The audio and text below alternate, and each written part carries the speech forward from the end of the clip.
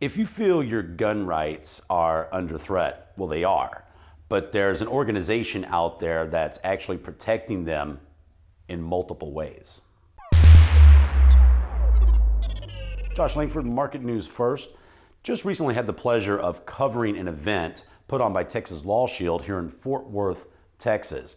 The name of the event was Sheriff Waybourn Celebrates the Second Amendment.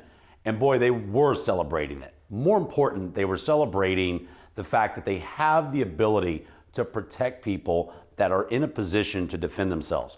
What a lot of people don't realize is you might defend yourself not just with the gun, but in any way, martial arts, or heck, just even protecting somebody. Sometimes it's been done with automobiles and many other things. But this company, Texas Law Shield, is an organization that's like a prepaid membership, and it protects you in case you get in a position of having to legally defend yourself. This company, Texas Law Shield, which is now U.S. Law Shield, has grown from Texas starting 10 years ago into 46 states from over the last few years.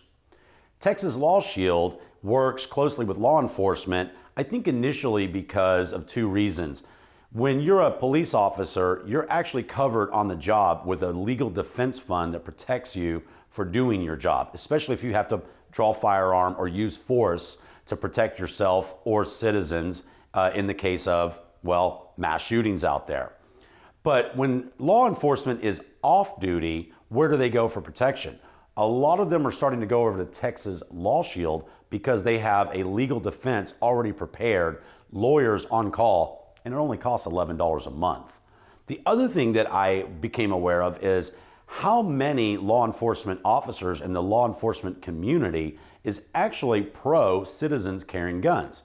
In Sheriff Bill E. Waybourn's words, the best thing that we have as a country is citizens protecting themselves because they're the immediate responder. When I looked at Sheriff Waybourn quizzically when he said that, he said, look, I'm just the first responder, as he was at the recent shootings at the church in White Settlement. He said, but it was the immediate responders that protected all of those other lives there in that church when the shooting broke out. Catching up with Sheriff Waybourn at the event, this is what he had to say.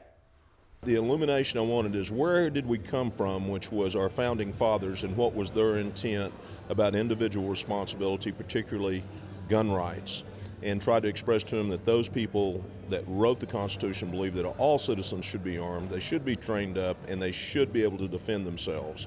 And then to where we are at today is that we have an onslaught of attacks that are coming on that, and we are going to have to be the troopers that go out and defend that. To summarize Patrick Henry, is that we have a duty to be armed, to be trained up, to defend our liberties, and we have a duty to suspectly watch people who steps toward that jewel called our civil liberties. I was also able to catch up with Ian McHenry, the Director of Partner Relations, who brought in some fine points about self-defense. It's not always just about guns. A lot of times it's about other things. It's not just about the gun either. It's about a self-defense incident, and that could be, you could be defending yourself and your family with a knife, it could be with a broomstick, it could be with your hands. We will watch your back. That moment that a self-defense incident happens, we have your back. Texas Law Shield is often hosting events in communities, now in 46 states. They're always there for citizens who need self-defense because, let's face it, just because you're innocent doesn't mean you can get indicted. What's that old saying? A district attorney can indict a ham sandwich for murder. Josh Langford with Market News First, MN1.com, covering Law Shield. Be truly informed.